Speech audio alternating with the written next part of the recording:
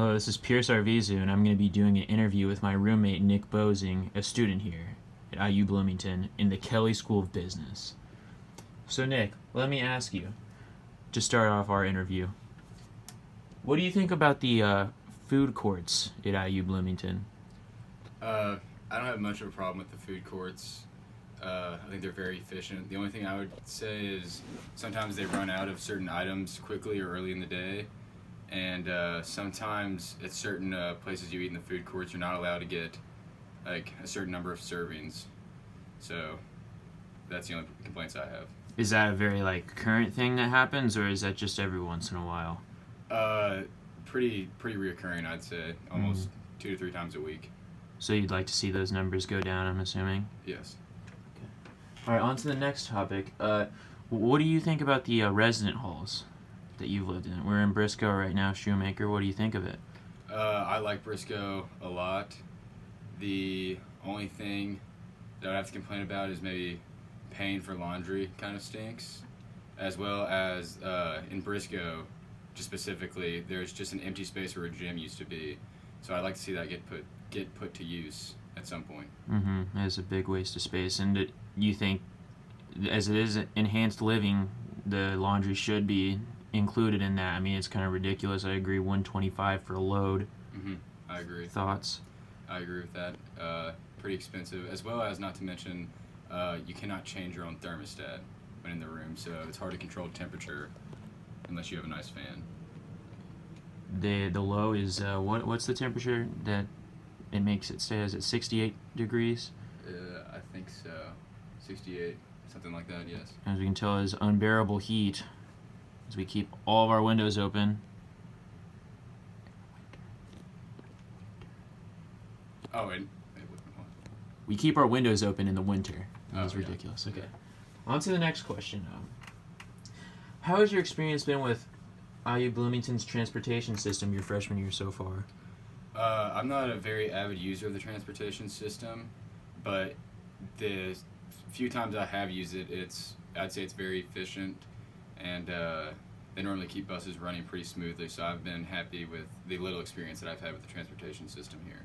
Have you ever almost approached a bus and figured you were going to catch a ride and it just happened to be full? Does that happen ever? Yeah, a lot of times at busier parts of the day, so like early in mid-afternoon, a lot of times, or if there's a special event going on, the buses will be full load, which stinks because you either have to still wait outside in the current weather we're having or just walk to your destination. Mm-hmm. But at the same time, I feel like that's a little bit out of the bus system's control, so... Do you like the app that comes with it, Double Maps? I do. I think Double Maps is very, very efficient. It actually helps solve a lot of that problem of maybe waiting for a bus for too long or not knowing where one is. Mm-hmm. So definitely a positive experience with the Double so. Maps app. All right, on to our next question. As we can see, you've been on 2 recreational basketball teams this school year. How do you like it so far?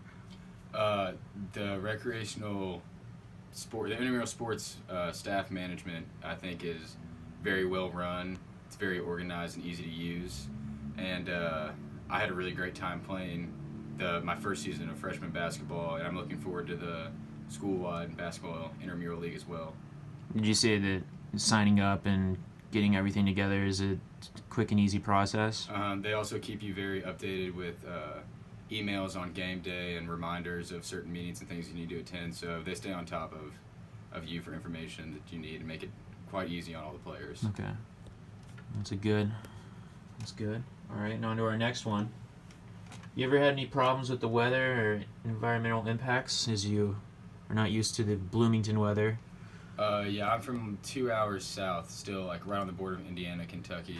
So we still have cold winters, but this is the first time it's ever been consistently this cold for me, honestly. So adapting, and especially being outside as much as I have to with walking to classes, not having a car, and things like that. So it's definitely been a change I've had to make, but I'd say I'm getting used to it.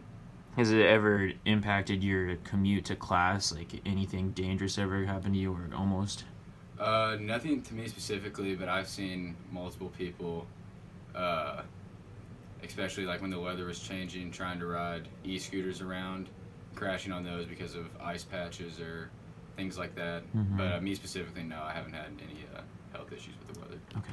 And then our last question: what do you think about Canvas and Duo as you are on your second year of that? Because you were taking some classes in high school that required the use of that. How did you like it? I like Canvas. I think it's very efficient. I don't even know all the to what extent Canvas can still do for me. I'm still experimenting with it, but from what I can tell, it's very easy to use, and teachers seem to be very good about keeping it updated, as well as keeping students informed through it. But Duo has caused problems before for me. Like if my phone's been dead, I can't log into my Canvas account, which stinks. But other than that, I'd say Canvas and Duo are also very efficient. So you'd like to see would you like to see any like quicker usages of it? I would say like, would you like it to be a faster process of checking your grades and things like that? Maybe sometimes Duo does get annoying, but I understand why IU does it. It's just more privacy, so I don't have a better solution to make it any more efficient. So I think what they're doing works fine for me. Okay, well, that was our last question. So thank you very much for your time, my friend. Thank you. It was a good interview.